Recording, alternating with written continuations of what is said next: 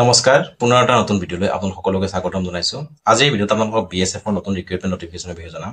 ইয়াত total 17,000 post আছে। যদি আপোনালোকে এই ভিডিঅ'টো প্ৰথমবাৰ চাই আছে তেন্তে চেনেলটো ছাবস্ক্ৰাইব কৰিব নাপাহৰিব। লগতে আমাৰ টেলিগ্ৰাম গ্ৰুপ আছে, তাৰ লিংক মই ডেছক্ৰিপশ্যনত দি দিম, তাত গৈ আপোনালোকে জইন হৈ ল'ব। তেনে নতুন জব নটিফিকেশ্যনটোত কি আছে এবাৰ চাই লওঁ আহক। বিএছএফ কনষ্টেবল ৰিক্ৰুটমেণ্ট 2025 অৰ্গেনাইজেশ্যনটো হৈছে বৰ্ডাৰ চিকিউৰিটি ফ'ৰ্চ, চমুকৈ বিএছএফ। পোষ্টবিলাক হৈছে constable GD, head constable, SI, ASI, tradesmen, আদাৰ গ্ৰুপ বিএনচি। আৰু ইয়াত টোটেল পোষ্ট আছে 17,000।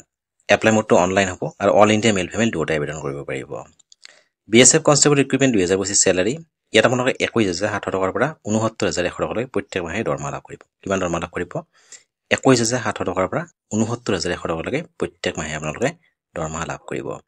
বিএছএফ কনষ্টেবল ভাৰতী 2025 এজ লিমিট মিনিমাম এজ 18 বছৰ আৰু মেক্সিমাম 23 ইয়াৰ্ছলৈকে আপোনালোকে আবেদন কৰিব পাৰিব। মিনিমাম এজ হৈছে 18 বছৰ আৰু মেক্সিমাম 23 বছৰলৈ আপোনালোকে আবেদন কৰিব পাৰিব।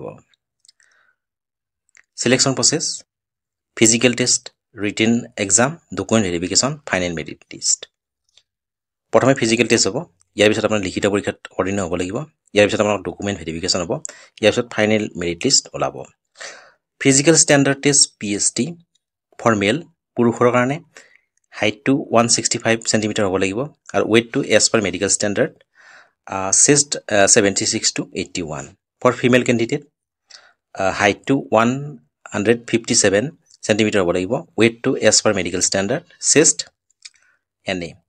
Physical efficiency test PST event run মেলৰ কাৰণে 1.6 কিলোমিটাৰ ইন 7 মিনিট আৰু মহিলাবিলাকৰ কাৰণে 8 metre in 5 minute. Long jump 11 feet 3 chance থাকিব, 3টা চান্স দিয়া হ'ব। ফিমেলসকলৰ কাৰণে, মহিলাসকলৰ কাৰণে 8 ফিট 3 চান্স, 3টা চান্স দিয়া হ'ব। হাই জাম্প পুৰুষৰ কাৰণে 3.5 ফিট 3টা চান্স পাব আৰু মহিলাসকলে 2.5 পাব 3 চান্স, 3বাৰ চান্স পাব। এইখিনি হৈছে physical efficiency test PST। Education qualification: candidate should have pass 10th class from recognise board or university or institute. অৰ্থাৎ আপুনি যদি মিনিমাম 10ম শ্ৰেণীৰ উত্তীৰ্ণ হৈছে তেনেহ'লে আপোনালোকে ইয়াত আবেদন কৰিব পাৰিব। ইম্পৰ্টেণ্ট ডকুমেণ্ট: ইয়াত অনলাইন আবেদন কৰিবলৈ হ'লে পাছপোৰ্ট চাইজ ফটোগ্ৰাফ লাগিব, ছিগনেচাৰ লাগিব, আধাৰ কাৰ্ড লাগিব, এডুকেশ্যন চাৰ্টিফিকেট লাগিব, কাষ্ট চাৰ্টিফিকেট লাগিব, এজ প্ৰুফ। কি ডকুমেণ্ট লাগিব? পাছপোৰ্ট চাইজ ফটোগ্ৰাফ লাগিব, ছিগনেচাৰ লাগিব, আধাৰ কাৰ্ড লাগিব, এডুকেশ্যন চাৰ্টিফিকেট লাগিব, কাষ্ট চাৰ্টিফিকেট লাগিব আৰু এজ প্ৰুফ। এইখিনি ডকুমেণ্ট থাকিলে আপোনালোকে আবেদন কৰিব পাৰিব। মই পুনৰ কৈ দিছোঁ, ইয়াত education qualification candidate should have pass 10th class from recognise board or university. অৰ্থাৎ আপুনি যদি মিনিমাম 10মান শ্ৰেণীৰ উত্তীৰ্ণ হৈছে তেনেহ'লে আপোনালোকে ইয়াত আবেদন কৰিব পাৰিব।